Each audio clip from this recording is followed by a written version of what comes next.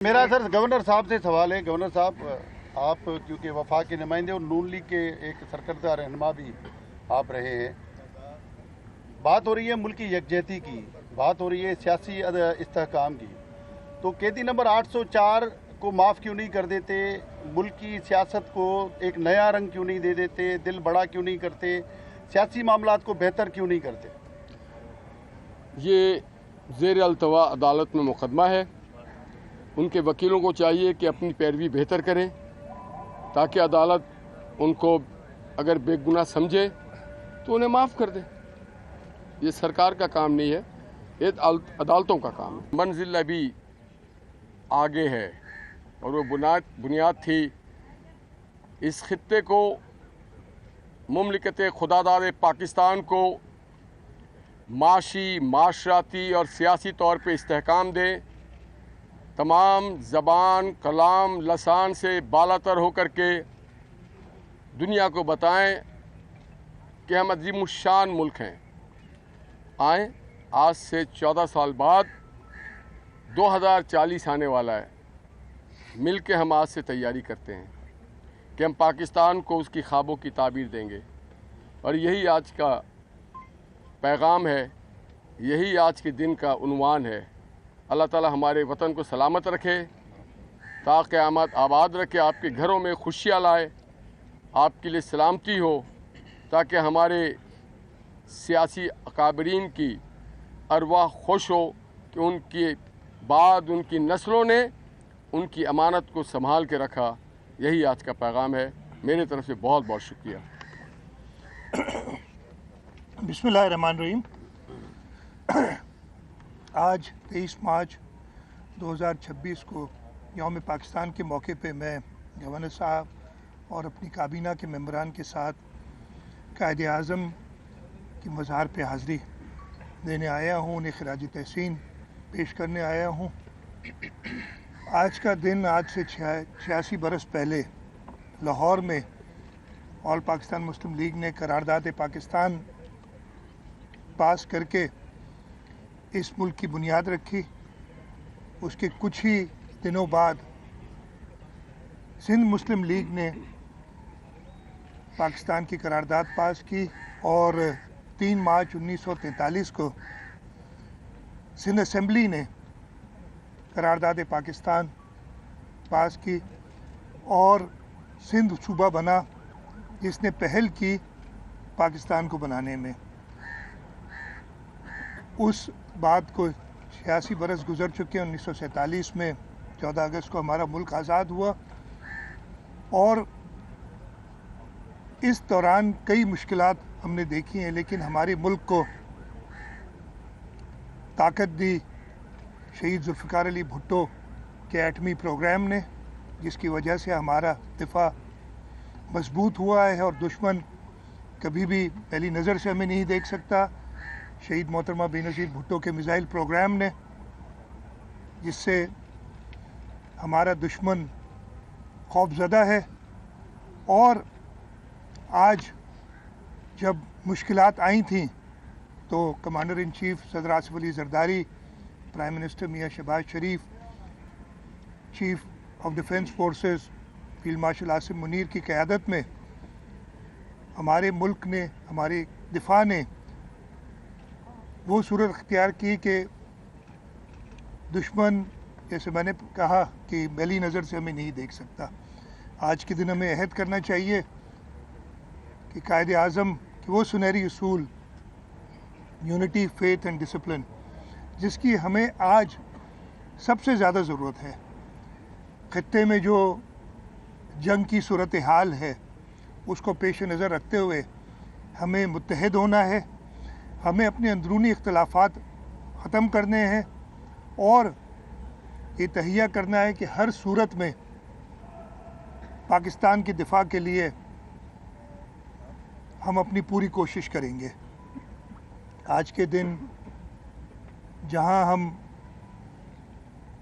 کشمیر کے اپنے بھائیوں, جن کے مظالم سے, جن کی ہندوستان کے مظالم سے جو پچھلے کئی برسوں سے تکلیف میں ہیں, گزر رہے ہیں, فلسطین کے اندر جو اسرائیل کی بربریت ہوئی ہے اور پوری دنیا میں خاص طور پہ ابھی جو مسلم ممالک کے درمیان ایک جنگ کا ماحول ہے اس کے لیے بھی دعا کرنی چاہیے، اور مسلم ممالک کے لیڈران کو یہ تہیہ کرنا چاہیے کہ وہ اس جنگ کے ماحول کو جلد ختم کریں، اس لیے اس سے کسی بھی صورت میں اس خطے کا یا عالم اسلام کو کوئی فائدہ نہیں ہے۔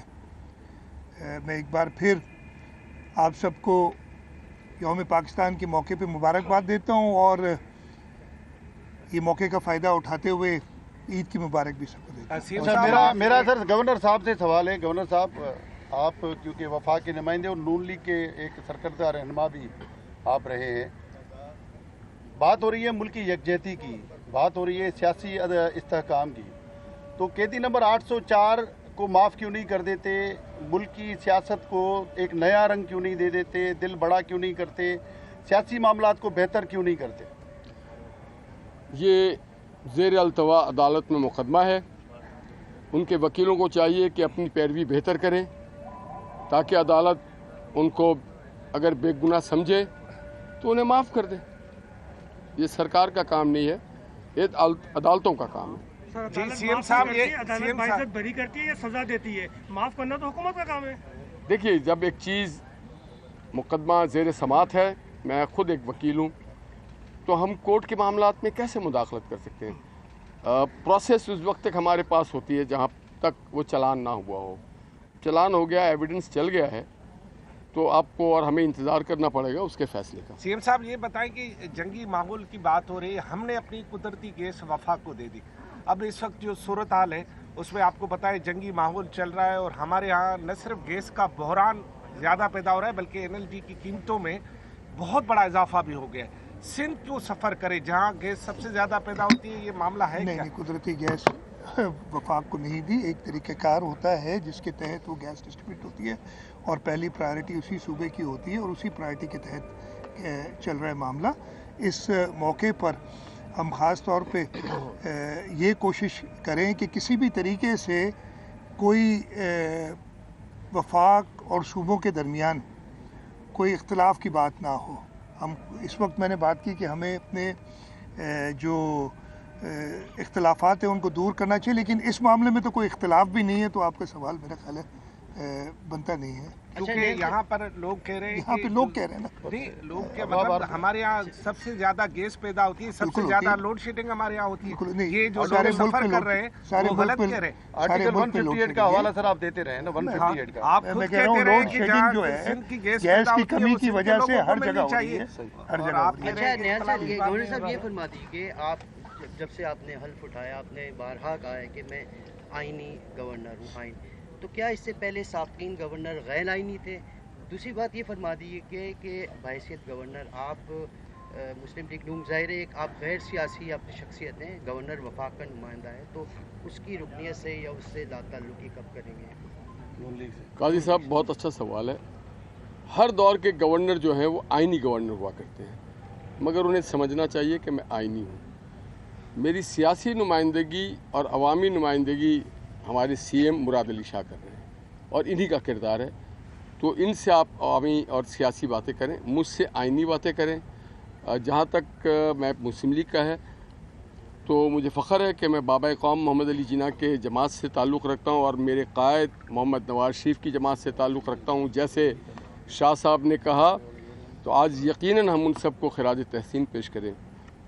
جناب ذوالفقار علی بھٹو صاحب، ڈاکٹر قدیر صاحب، محمد نواز شریف صاحب، جنہوں نے کسی چیز کی پرواہ نہیں کی، اربوں ڈالر کو ٹھکرایا اور اپنے ملک کو ناقابل تشخیر بنایا، تو ہم ان کی جماعت سے تعلق رکھتے ہیں۔ ہمارا کام ہے اقتدار کی سیاست نہیں، پاکستان کو مضبوط کرنے کی سیاست، پاکستان کو منتشر کرنے کی سیاست نہیں ہے۔ سابقین جو ہیں وہ غیر آئینی تو نہیں تھے؟ سب آئینی تھے، مگر جو اپنے آپ کو آئین سے بالاتر سمجھے، میں ان میں سے نہیں ہوں، میں آئین کے ڈومین میں رہنا چاہتا ہوں۔ میرا کردار جو سیاسی اور عوامی ہے شاہ صاحب ادا کریں گے۔ بہت شکریہ۔ سی ایم صاحب، یہ بتا دیجیے گا، نون لیگ کے گورنر آپ کے ساتھ موجود ہیں، پہلے MKM کے گورنر تھے، کوئی سندھ میں خاصے پروجیکٹ وفاق کی طرف سے سندھ کو نہیں دیے گئے، ابھی توقع کرتے ہیں کہ نون لیگ کے گورنر آنے کے بعد دیکھیں جیسے گورنر صاحب نے بڑا کلیئرلی کہہ دیا، ہم ضرور گورنر صاحب کی مدد حاصل کریں گے، اور ان کی تعلق پاکستان مسلم لیگ نواز سے جن کی وفاق میں حکومت ہے، اور مجھے پورا یقین ہے گورنر صاحب اپنا صوبہ سندھ کے لیے وہ کردار ادا کریں گے، اور اس کی بات وہ کہہ بھی چکے ہیں۔ میں یہ بتا دوں، اور یہ میں پہلے بھی کلیئر کر چکا ہوں، کہ خاص طور پہ 2018 سے لے کے 2022 تک اور یہ پہلی بار میں نہیں کہہ رہا ہوں کہ آپ سمجھیں، جب گورنر صاحبان پی ٹی آئی کے ہوتے تھے تب بھی یہی کہتا تھا میں کہ ہمیں وفاق کی طرف سے وہ پروجیکٹس نہیں دیے گئے، اور 2022 کے بعد میاں محمد شہباز شریف صاحب جب آئے تو انہوں نے وہ جو، اور میری ڈیمانڈ یہی تھی کہ جو 7-8 سال سے ہمارے ساتھ ناانصافی ہو رہی ہے اس بیک لاگ کو اب پورا کریں، اس کی طرف انہوں نے قدم اٹھایا اور انہوں نے وہ پروجیکٹس دیے۔ ہماری ڈیمانڈ اور بھی ہیں، اور وہ جو جائز ہماری ڈیمانڈز ہیں ان کے لیے صوبے کے لوگوں کے لیے میں ہمیشہ بات کرتا رہوں گا، اور انشاءاللہ تعالی مجھے پورا یقین ہے کہ ہم اپنی جب جائز ڈیمانڈز پیش کریں گے تو ایک جمہوری حکومت جو وفاق میں ہے وہ صوبہ سندھ کو اپنے حقوق دے گی۔ اس وقت خاص طور پہ میں کوئی ایسی بات اس لیے نہیں کروں گا کہ اس وقت جس صورتحال میں ہم ہیں ہمیں متحد ہونے کی ضرورت ہے، اور یہ سیاسی باتیں یا سیاسی باتیں میں کہوں گا جو یہ باتیں وہ جب میری ملاقات ہوتی ہے پرائم منسٹر صاحب سے تو میں ان سے ضرور ذکر کرتا ہوں۔ ہاشمی صاحب یہ فرما دیں، ہاشمی صاحب ایک منٹ تک لینا، ہاشمی صاحب مجھے یہ بتا دیں، ایک آدمی کر لیں جو بھی، ہاں پلیز۔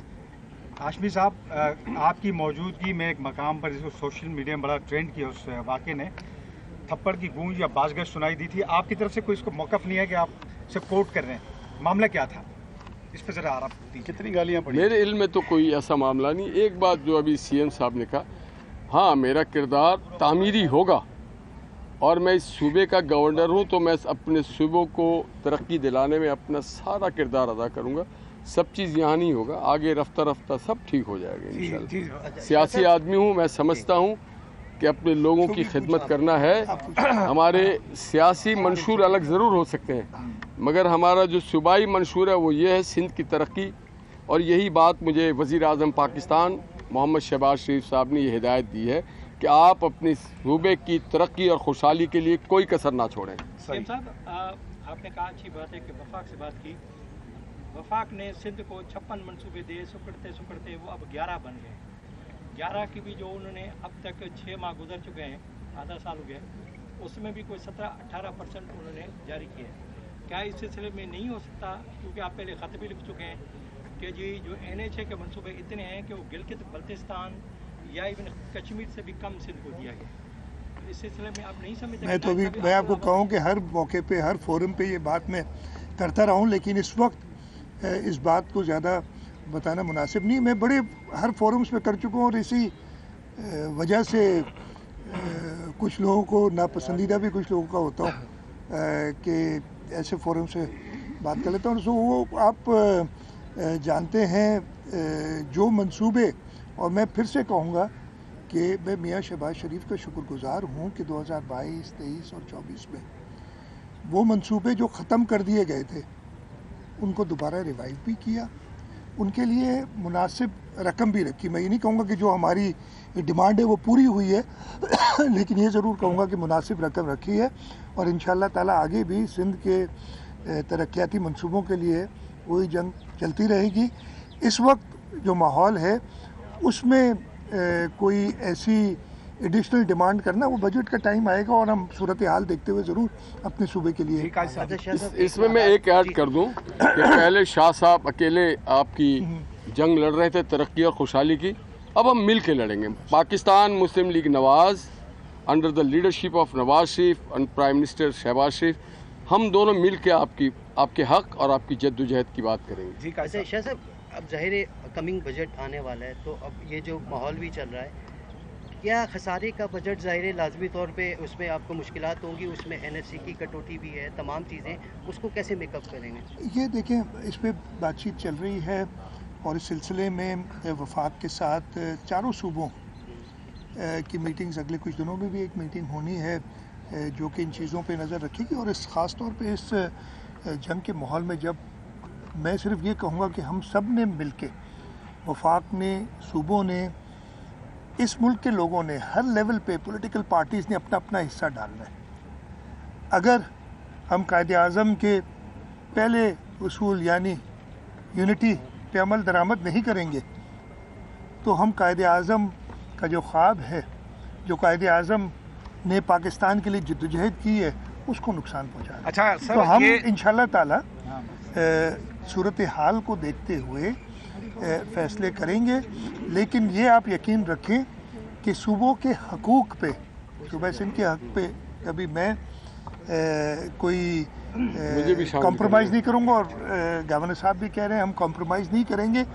माहौल को देखते हुए, हालात को देखते हुए इस मुल्क को मुत्तहद रखने में, इस मुल्क की फलाह बहबूद के लिए अपना हिस्सा भी डालेंगे और अपना हक भी लेंगे। गवर्नर साहब ये बताएं कि क्या आप भी सिंध तोड़ने की बात करेंगे? इससे पहले जो गवर्नर थे उन्होंने गवर्नर हाउस में ऐसा कुछ किया जिससे सिंध के अवाम ने बड़ा रद्द अमल जाहिर किया। आप भी उसी नक्शे कदम पे हैं या आप कुछ और करेंगे? हम पाकिस्तान और सिंध, जैसे सीएम साहब ने कहा कि सिंध असेंबली ने पाकिस्तान के लिए पहली करारदाद पास की थी, तो जो असेंबली पाकिस्तान की करारदाद पास करे उसको अल्लाह और तरक्की दे, खुशहाली दे, उसके लोगों को दे, खुशहाली दे।